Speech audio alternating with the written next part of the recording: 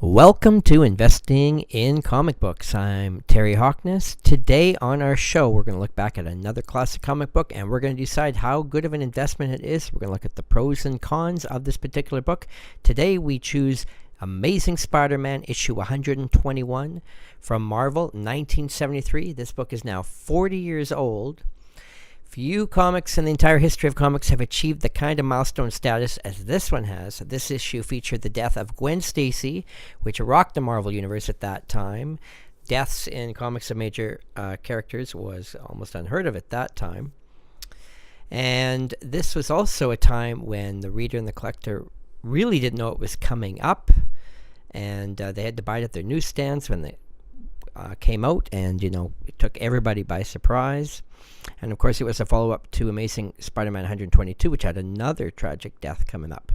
But looking at number 121 today, let's just quickly look at an overview of the CGC census. You'll notice that I've got two samples for dates here. One from March 2010 and one from September 2012. So over that 2.5-year period, you can see that another 300 copies have been graded by CGC in all conditions. And there are now 133 copies graded 9.6 or better. And Heritage Auctions over the last decade have sold 143 copies. So kind of looking at that information, that tells us Heritage sells roughly about 13 copies a year, or roughly one a month in some condition. 9.6 or better, 133 copies, that is quite a few. We're going to break that down in just a moment. 1,778 copies in total. Keep in mind this is an early 70s comic. By this time the price guide was already well established with Overstreet, and many people were now collecting comics as the original issues, Silver Age key Marvel books, were already climbing in value quickly every year. So there was lots of interest in Spider-Man, who of course was Marvel's biggest selling title at that time. And when this comic came out, I don't have the exact numbers, but I would guess this comic was selling probably around 300,000 copies a month. So that's how many there could be a print run of this particular book. So when you break that down, 133 high-grade copies out of 300,000, that's actually not too many have survived. Let's jump down and look at the Overstreet annual price guides for the last 7 years. First thing I notice is the highest grade has been constantly going up, and it's almost funny because it's been an exact $25 increase every single year. But at least it's got a nice steady growth, and the 9.0 also has had a smaller but steady growth.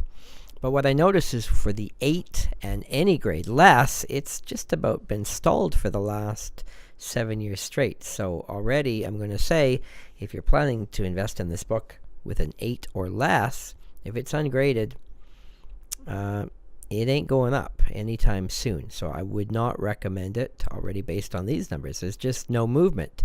The simple fact is, I mentioned there's 300,000 copies potentially out there that were printed. Sure, a lot have not survived, but those that did, of course, are going to be all 8 and less. So truly, the rare copies are the 9s and higher. And that's the only place we're seeing growth. In fact, because there's been resistance for all the lower grades to move at all, I wouldn't be surprised if there was even a price correction in the future and prices even fell a little bit. What this also means is likely that you can possibly buy this book for under guide on eBay in the lower grades because it just isn't moving. Let's look at some of Heritage Auction's best sales for this book over the last decade. The biggest sale they ever had, they've actually had two for the same price in 2002 and 2003. They sold 2 copies graded 9.8, which sold for over $6,500. Now at that time, that was about 22 times guide value for a 9.2.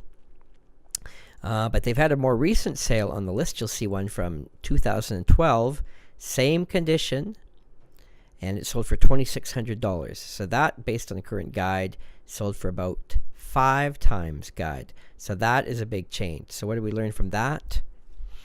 Well, when the first copies came out graded 9.8, everyone jumped at them thinking that this might be the only copy they'll ever get, because 9.8 is a true beauty for a book 40 years old, especially a key book like this. So the initial first copies would have sold really well. This happens for all major key books, and especially those of Bronze Age or more recent. So this is no exception. It sold really high, the first copies, but of course, as the market brought out more and more, we realized the book isn't as rare as we thought. And we saw on the census that there's now 31 books graded 9.8. But 9.6, there's over 100 copies. So already there, a 9.6 is almost nothing special. Still a beautiful book, still high demand. And still, you're going to get almost 4 times guide for a 9.6. Still, you know, for a 9.6 and 9.8, everyone, of course, wants them. These are the premium copies, the best in the world. So people do want them. Looking at the census, as typical for Bronze Age books, we've got a lot of mid to high range books have been graded. People hoping they've got a really good copy, but the majority of them kind of coming around the very fine grade. And of course, there's very few low grade copies, simply because people know there's no point in grading those books. They're of course very common. So the census makes it look like the low grades are rare, but of course it's the opposite. They're so common that people don't even bother to grade them. And secondly, 2.0 good copy only worth $20. So it's just not even worth paying CGC to get the copies slapped. So that affects that chart. So what did we learn today? There is a lot of copies out here. This is Marvel's biggest selling title, always the most popular to collect.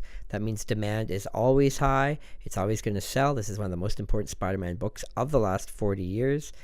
Definitely a key issue, but there's lots of copies out there. More and more high-grade copies coming on the market. More and more copies being sold. Luckily, demand is high enough. These books do sell, and it always will sell. I can guarantee that. The Overstreet Price Guide shows that the highest grades are constantly moving up, and of course anything above 9.2 is always going to bring multiples of guide, so that's good if you have one of those. But anything with an 8 or less, do I give it thumbs up or down? I'm going to give, for investment's sake, an 8.0 or less a thumbs down, and 9.0 or up, I'm going to give it a thumbs up. We'd like to thank you for checking out this video. We publish a series of books called Investing in Comics, where we look at the entire history of the comic industry, all the publishers, all the major titles, all the time periods, silver, gold, bronze, atomic. And you can check out all our book series at hawknescomics.com. I've been putting these books together for 20 years, compiling all the best known data to give you the best sources of information to make a wise choice if you're going to use your hard-earned money to invest in classic comic books. And so we hope you'll check out our site, and we'd like to thank you again. If there's a book that you would like me to do a video for that you're personally interested in, please send me an email at hawknes@hotmail.com. I'll see what I can do for you. Check out all our other videos. We keep adding them constantly. And once again, thanks for checking out this video, and we hope to see you again soon.